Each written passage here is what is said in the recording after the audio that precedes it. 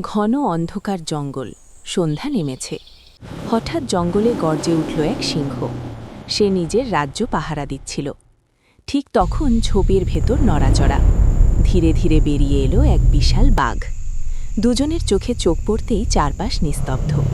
সিংহর রাগে গর্জে উঠল, এই বন আমার। হঠাৎ সিংহ ছাপিয়ে আক্রমণ করল, কিন্তু বাঘ দ্রুত পাশ কাটাল। সে ঘুরে সিংহের পিঠে ঝাঁপ দিল। শুরু হলো ভয়ঙ্কর লড়াই। ধুলা উঠছে, গাছ কাঁপছে, জঙ্গল কেঁপে উঠছে। কিছুক্ষণ পর সিংহ দুর্বল হয়ে মাটিতে পড়ে গেল।